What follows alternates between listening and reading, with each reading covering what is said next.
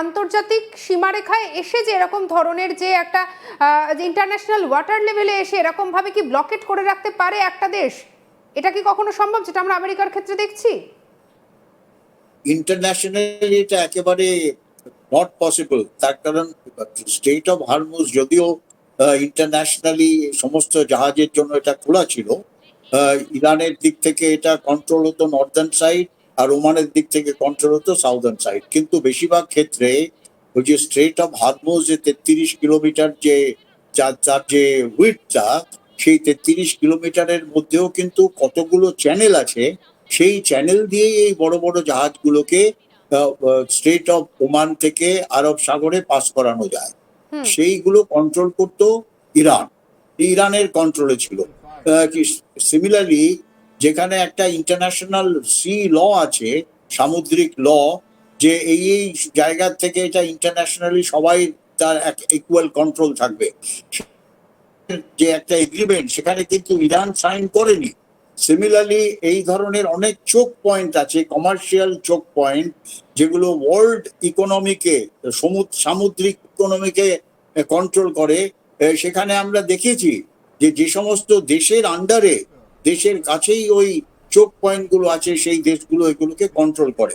তারা তাদের rules regulation বানিয়ে রাখে, সেই রুলস রেগুলেশন অনুযায়ী সমস্ত জাহাজ সেখান থেকে পারাপার করা হয়।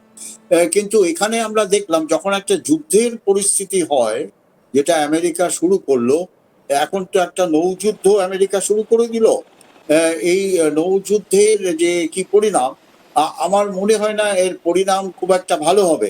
তার কারণ আমেরিকা ব্লকেডের নাম করে আজকে শুধু ইরানের জাহাজকে আক্রমণ করে সেটাকে কিন্তু সিজ স্যার, এই করে। যে আপনি যে ইন্টারন্যাশনাল ওয়াটার লেভেলের কথা যেটা আপনি বলছেন, সেখানে তো শুধুমাত্র যে ইরানি জাহাজ আছে এমনটা তো নয়, একইভাবে তো রাশিয়ার রয়েছে, একইভাবে চীনের রয়েছে। তাহলে টার্গেটটাকে শুধুমাত্র ইরান, এবং ইতিমধ্যে রাশিয়া কিন্তু অনেকগুলো রণতরীয়ারও পাঠাচ্ছে, নাকি টার্গেটটা রাশিয়া এবং চীনের দিকেও ঘুরে যেতে পারে? দেখো, আমার মনে হয় না আমেরিকার সেই ধরনের ঔদ্ধত্য হবে। আমেরিকা এখন শুধু ইরানের পেছনে পড়ে আছে। আর যদি আমেরিকা, সেখানে চাইনিজ অনেক জাহাজ আছে ভেতরে, রাশিয়ান জাহাজ আছে, সেখানে যদি চাইনিজ বা রাশিয়ান জাহাজের ওপর আমেরিকা এই ধরনের সিজার, মানে ফিজিক্যালি আক্রমণ করে জাহাজকে যদি কন্ট্রোল করে, তাহলে তো বিশ্বযুদ্ধ অবধারিত। চাইনিজ আর রাশিয়ান যেরকম সবাই জানে যে তারা কিন্তু এখন স্ট্রেট অফ হরমুজকে সার্ভেলেন্স করছে। তারা তাদের সাবমেরিন থেকে আরম্ভ করে নানা ধরনের যুদ্ধ জাহাজ সেখানে পেট্রোলিং করছে। তারা তারা দেখছে যে কোন দিকে এই ব্যাপারটা গড়ায়। কিন্তু আমার মনে হয় না আমেরিকার সেই ঔদ্ধত্য হবে যে চাইনিজ বা রাশিয়ান জাহাজের উপরে এই ধরনের আক্রমণ করে সেই জাহাজগুলোকে সিজ করা। সেটা যদি করে, যদি আমেরিকা সেটা করে, আমেরিকার নৌবাহিনী সেটা যদি করে, তাহলে বিশ্বযুদ্ধ অবধারিত।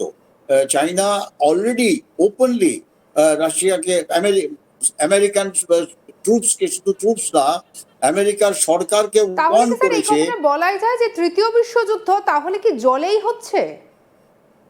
দেখো, আমরা দেখলাম আকাশে যুদ্ধে আমেরিকা খুব একটা সফল হলো না, বা ইসরায়েল আমেরিকা একসঙ্গে খুব একটা সফল হলো না। তারা যদিও বহু ইনফ্রাস্ট্রাকচারকে ডিস্ট্রয় করে দিয়েছে, কিন্তু এখনো ডোনাল্ড ট্রাম্প থ্রেট দিয়ে যাচ্ছে যে আমরা যত পাওয়ার ইনস্টলেশন আছে ইরানে, যত ব্রিজ আছে, সেগুলোকে আমরা ডিস্ট্রয় করে দেব।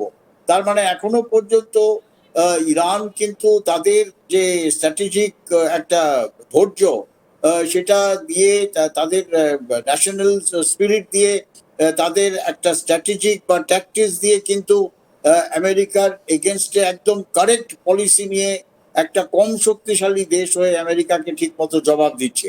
তো সেখানে আমেরিকার যে এয়ার যুদ্ধ, দেখো, এয়ার পাওয়ার হচ্ছে আমেরিকার সব থেকে শক্তিশালী আর্মি, নেভি, এয়ারফোর্সের মধ্যে আমেরিকার সব থেকে সিনিয়র মোস্ট সার্ভিস হচ্ছে এয়ারফোর্স।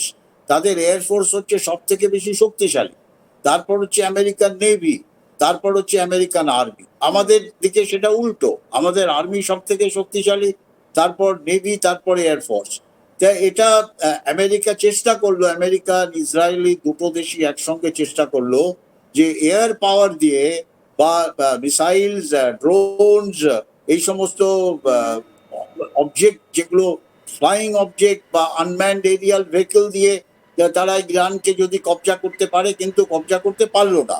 সিমিলারলি গ্রাউন্ডে আমেরিকার ভেরি স্কেয়ার, তারা বুটস অন গ্রাউন্ড করলো না। তারা জানে ইরানের টেরেন এরকম, ইরানের যেভাবে তারা ডিফেন্স সেখানে এস্টাবলিশ করেছে, সেই ডিফেন্সের এগেনস্টে যদি গ্রাউন্ডের ফোর্স সেখানে ইউজ করা, তাহলে প্রচুর ক্যাজুয়ালিটি হবে, প্রচুর ক্যাজুয়ালিটি হবে ইরানের, আমেরিকার বা ইসরায়েলের।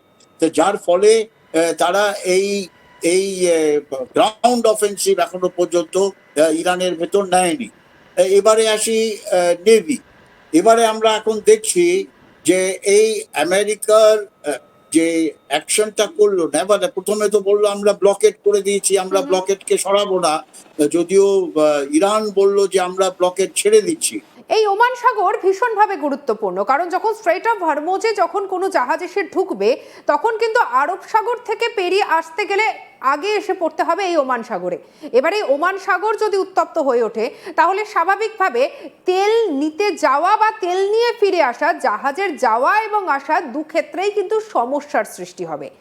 আর ইতিমধ্যেই আপনাদেরকে আরও একটা আপডেট দিয়ে রাখি যে এই যে আমরা যে আপনাদেরকে বললাম যে ইরানি পতাকাবাহী একটা জাহাজে অ্যাটাক করা হয়েছে, তবে তার পরিপ্রেক্ষিতে ইরান যে চুপ করে বসে থাকবে না সেটাই খুব স্বাভাবিক। তারা কিন্তু এবারে পাল্টা ড্রোন হামলা চালিয়ে দিয়েছে আমেরিকার উপরে। আমেরিকান জাহাজে তারা চালিয়েছে পাল্টা ড্রোন হামলা। তাহলে পরিস্থিতিটা ঠিক কোন জায়গায় দাঁড়ালো? তাহলে কি এই ওমান সাগরের বুকেই কি শুরু হলো তৃতীয় বিশ্বযুদ্ধ? আমরা আলোচনা করছি। আমাদের সঙ্গে আজকে আলোচনায় রয়েছেন শৌর্য চক্রপ্রাপ্ত অবসরপ্রাপ্ত কর্নেল সৌমিত্র রায়। স্যার, আপনাকে আরও একবার স্বাগত জানাবো আজ তাক বাংলায়। স্যার, যে বিষয়টা আমি তুলে ধরছিলাম একদম দ্বিতীয় পর্বের সূচনাতেই, আপনাকে তো সেই প্রশ্নটাই করব যে তাহলে কি ওমান সাগরের বুকেই কি তৃতীয় বিশ্বযুদ্ধের সূচনাটা হয়ে গেল? দেখো, তৃতীয় বিশ্বযুদ্ধের সূচনাটা এখনো পর্যন্ত হয়নি। তার কারণ হচ্ছে যতক্ষণ না ফিজিক্যালি চায়না বা রাশিয়া বা ইন্ডিয়া এই যুদ্ধের মধ্যে জড়াবে, ততক্ষণ কিন্তু বিশ্বযুদ্ধের স্ট্যাটাস আমি এটাকে দিতে পারি না।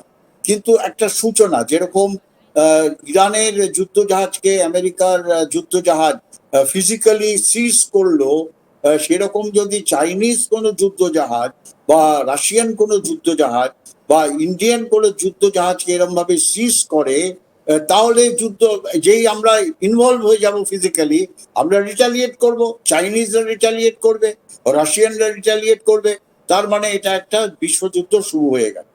তা এই মুহূর্তে এইটা একটা বিশ্বযুদ্ধের সূচনা বলাটা কারেক্ট। আর আরেকটা যেটা আমরা দেখতে পাচ্ছি যে নেগোসিয়েশনের যে সেকেন্ড ফেজটা, সেই ফেজটা কিন্তু পাকিস্তানে আরম্ভ হচ্ছে, ওর মধ্যে কোনো ডাউট নেই।